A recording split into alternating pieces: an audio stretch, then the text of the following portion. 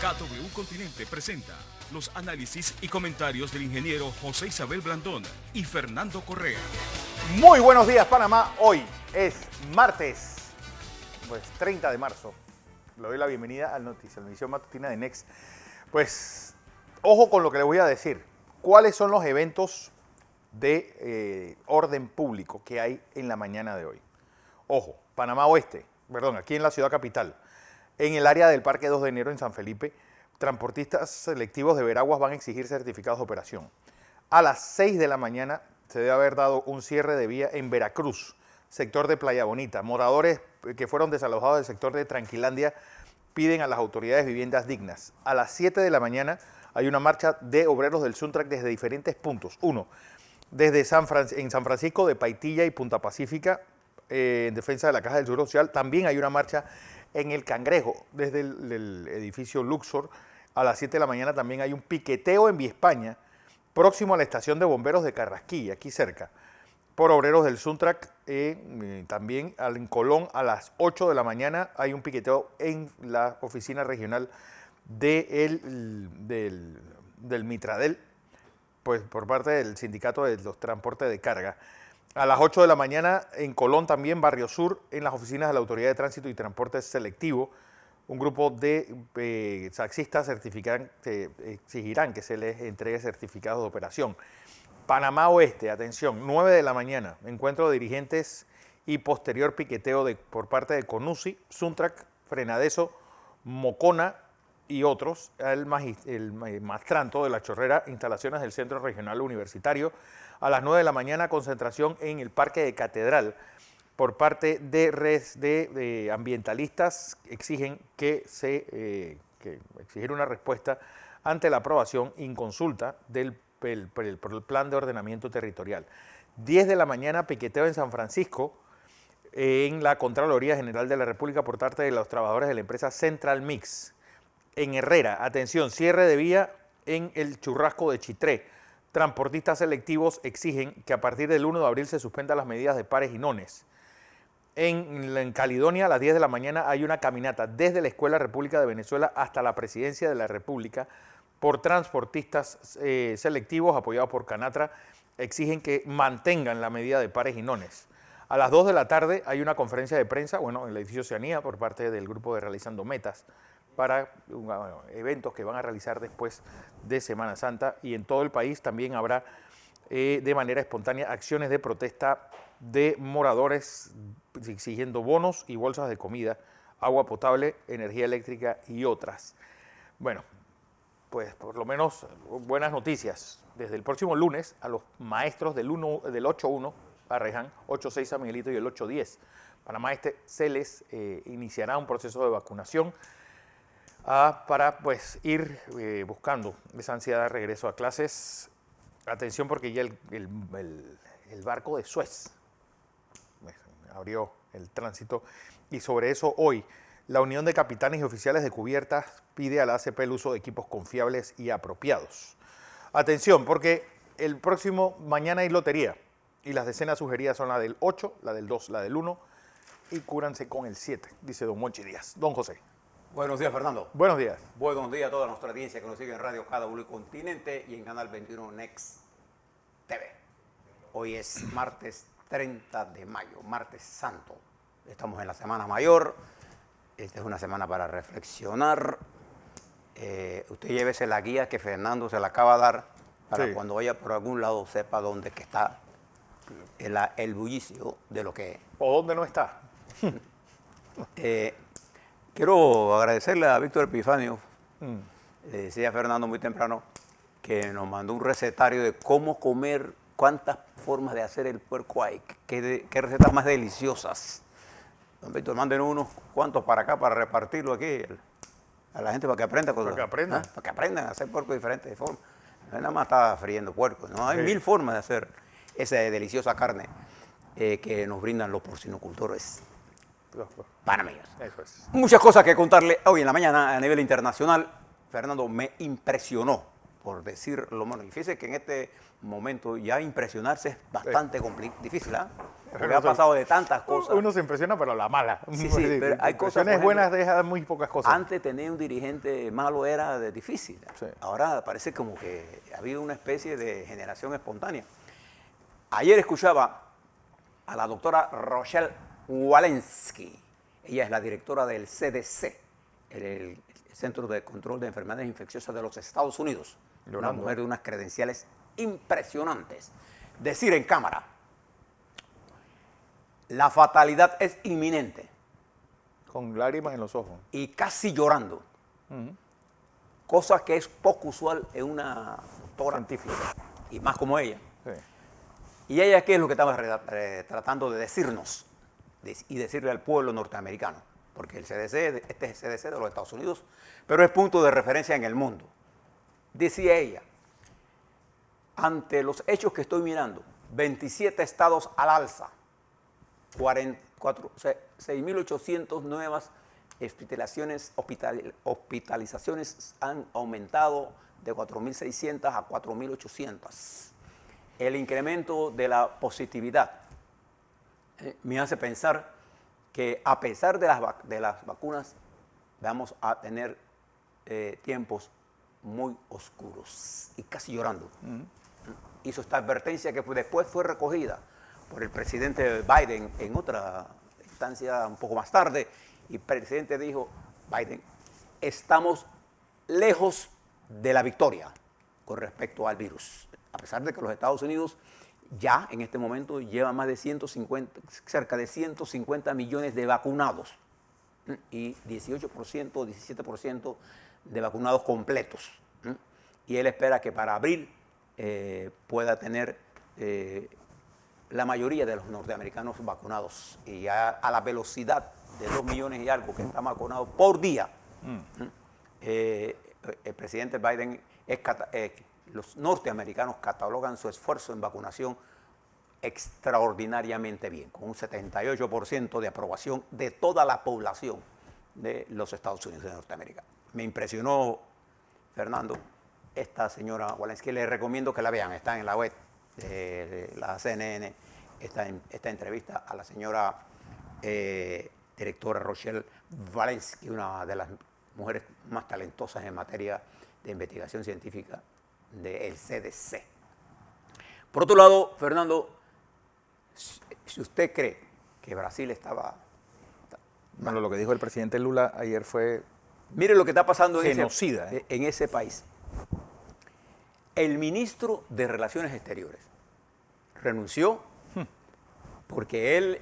Fíjese este ministro de un país del tamaño de Brasil, que en una época fue la 9ª economía del mundo. No solamente eso, José, sino que estamos hablando del que tal vez sea el mejor Ministerio de Relaciones Exteriores de toda la América Latina. Itamaraty es, sin lugar a dudas, una escuela de diplomacia. Es una escuela de diplomacia. Es una escuela de diplomacia. Los diplomáticos pidieron su salida.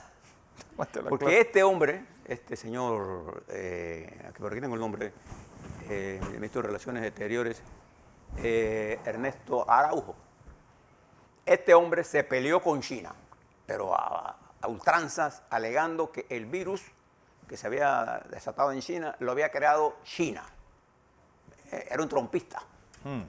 Pero además se peleó, se metió en la campaña norteamericana a favor de Trump y en contra de Biden.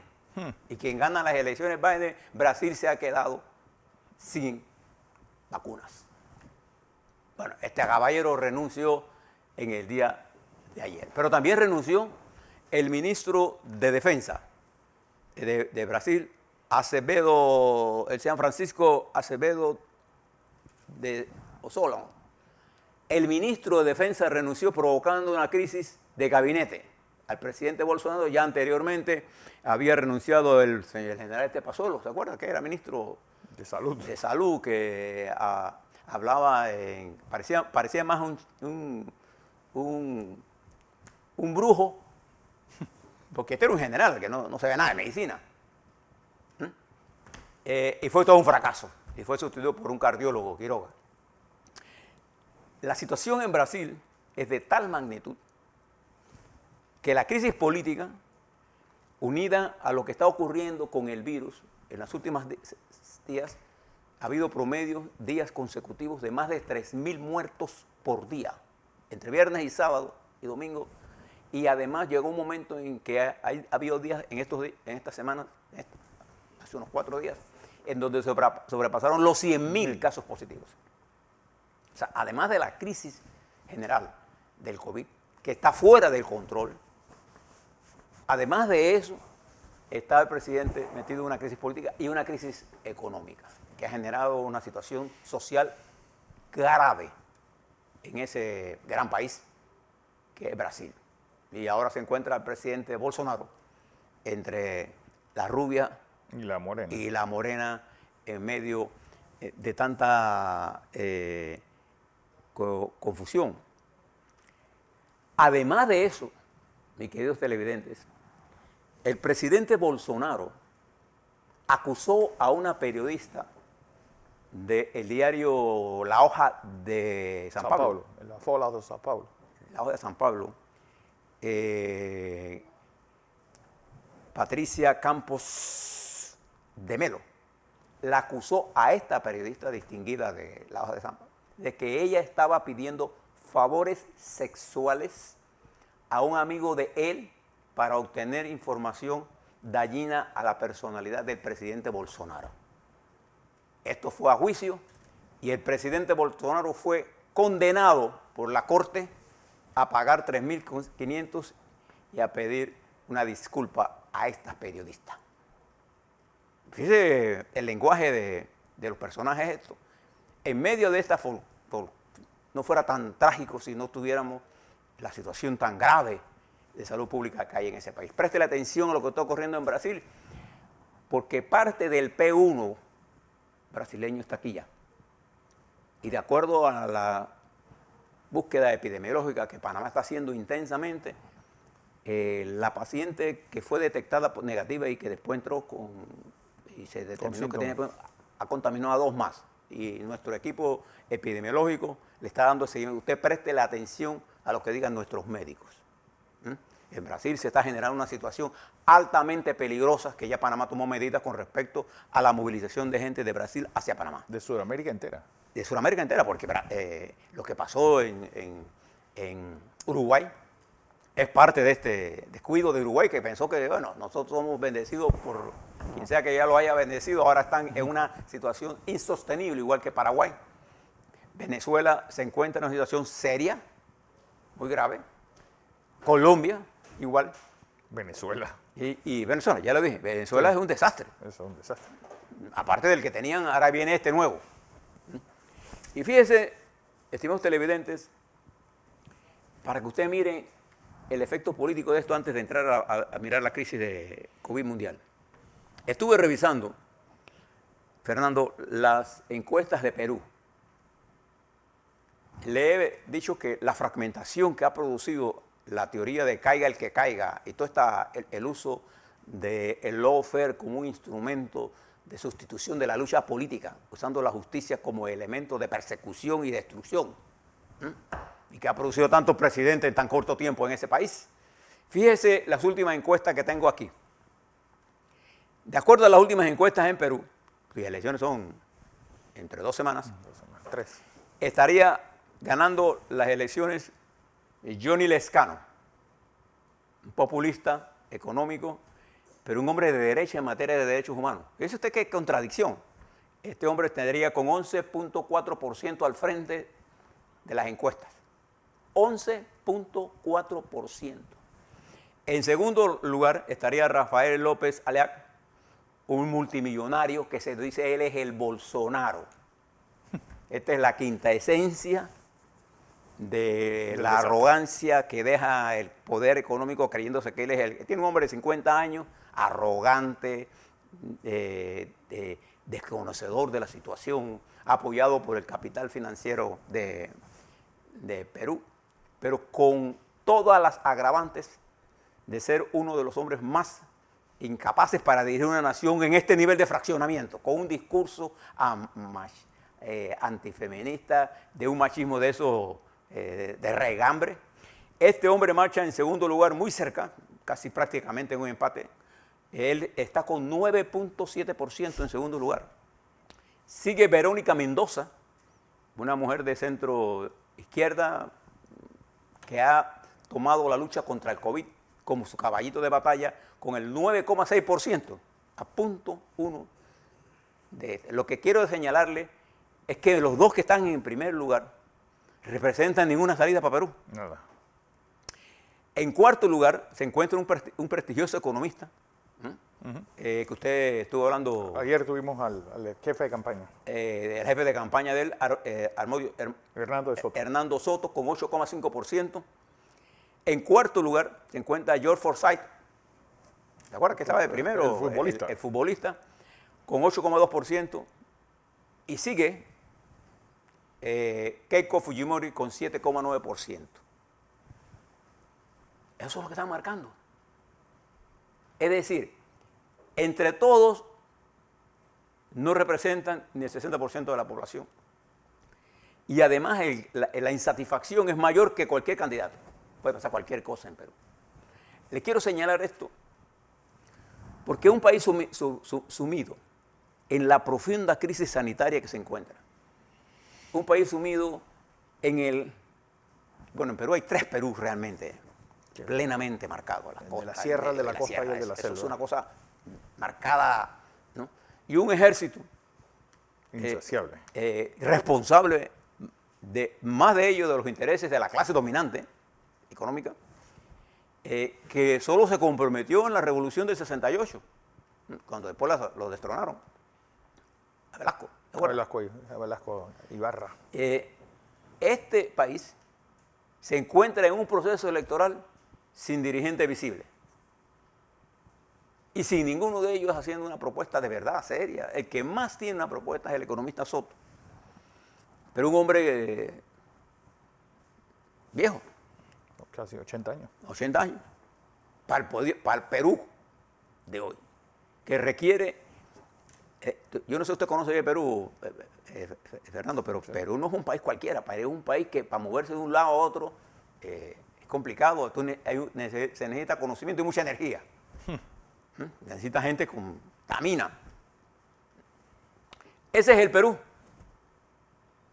Y le doy las encuestas de Ecuador. En Ecuador hoy hay 2 encuestas.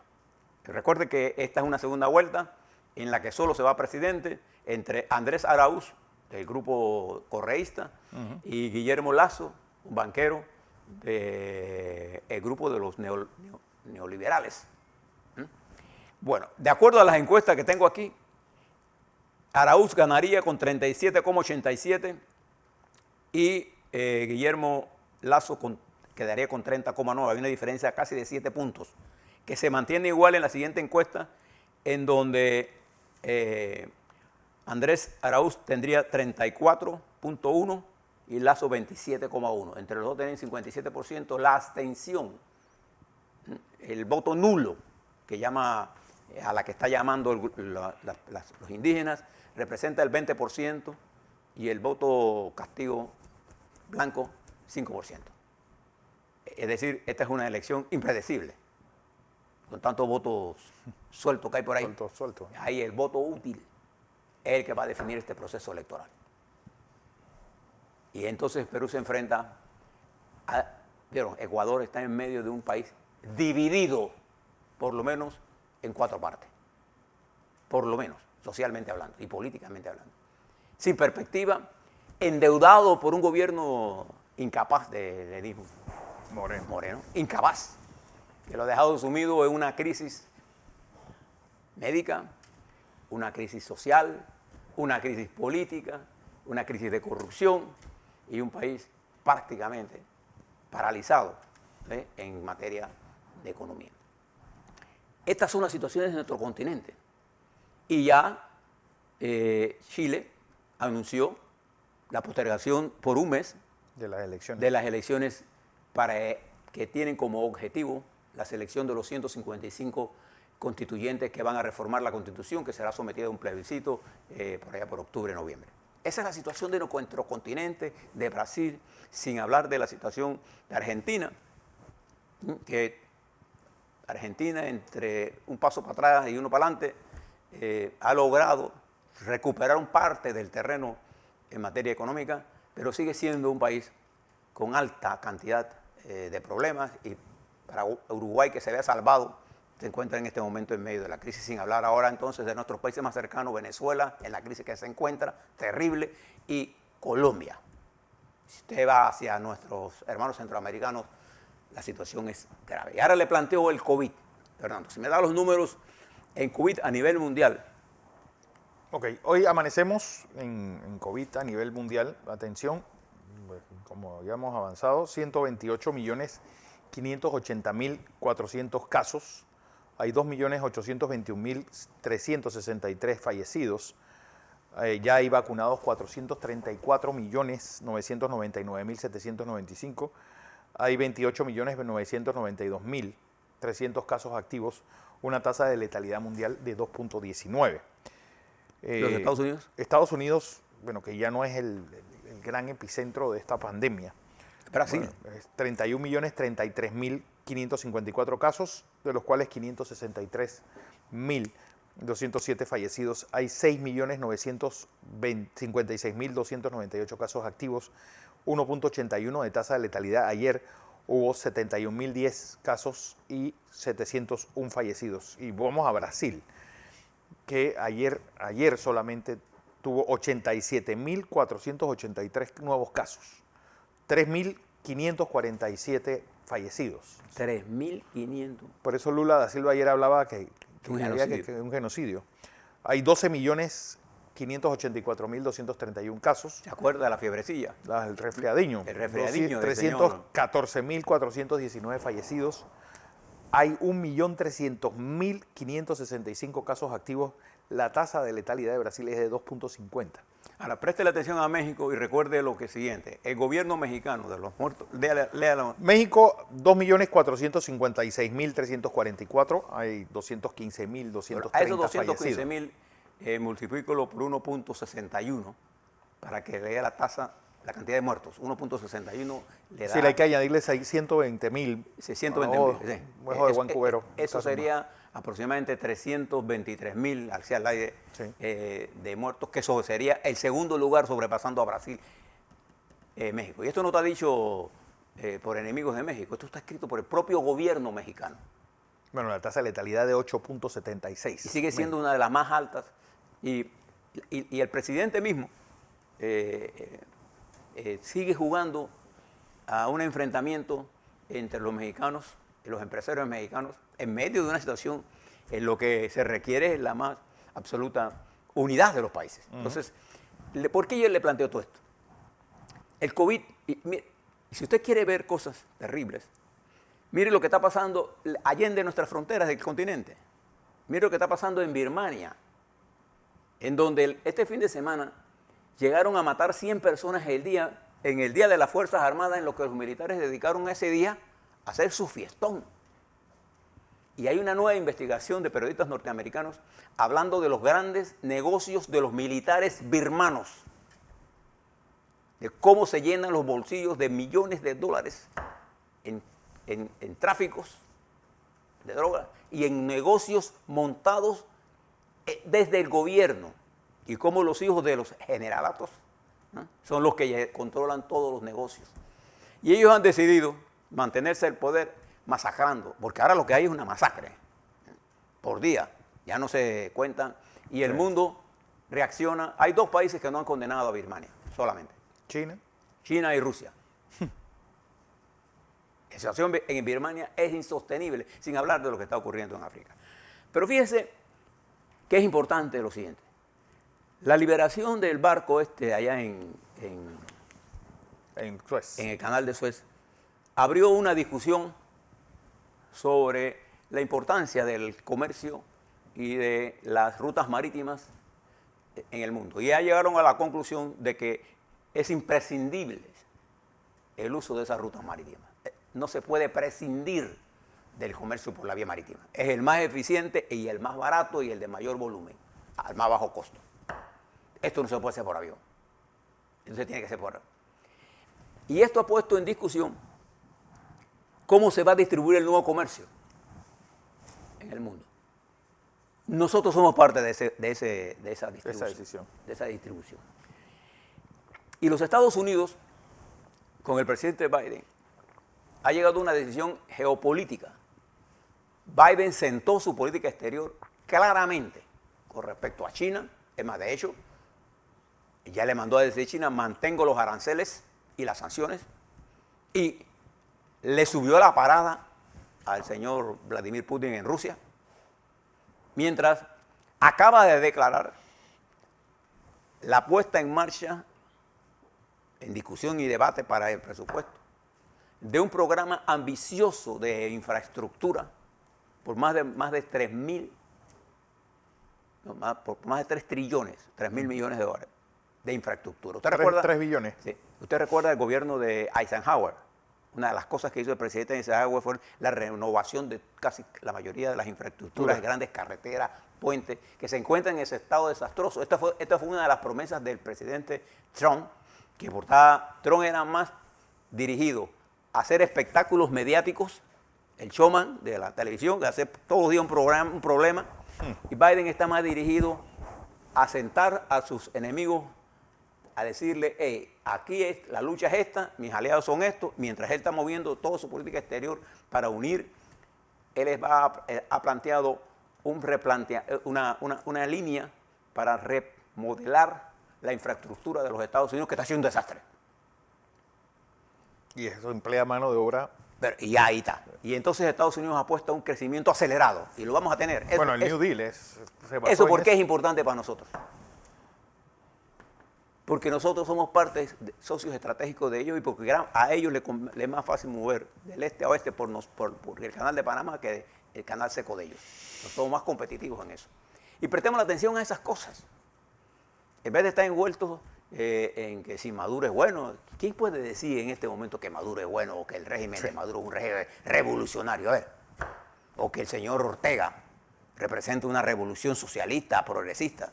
El señor Ortega representa un régimen que se ha apoderado del país, es uno de los gobiernos más corruptos. Hoy, el señor Ortega es más peligroso que Somoza.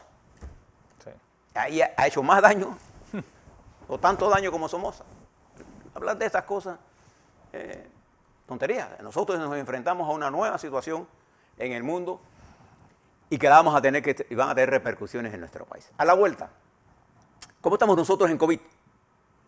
Le quiero decir, hoy vamos a tener conferencia, me imagino, del MINSA. Del MINSA. Y fíjese los índices de reproducción del virus en algunos países como Paraguay, Uruguay, Brasil, Chile, Perú, se han prácticamente duplicado. Están entre 1.4 y 2.1, y algunas veces en algunas regiones en 3. Mientras el índice de reproducción de nuestro virus se encuentra por debajo de 1, del umbral de 1. Lo cual es importante. Vamos a ver cuánto lo calcula hoy el Ministerio de Salud. Pero a la vuelta yo le voy a dar las predicciones que tenemos nosotros con los números que nos dieron en el día de ayer. Vamos a hablar sobre la economía. Porque ese es el tema importante. ¿Y qué debemos hacer en estos días? Les recomiendo que vean la entrevista de la doctora Walensky, una mujer que conoce de esto. Y con lágrimas en los ojos le dijo al país de los Estados Unidos, la fatalidad es inminente. Es inminente. A la vuelta. Así es.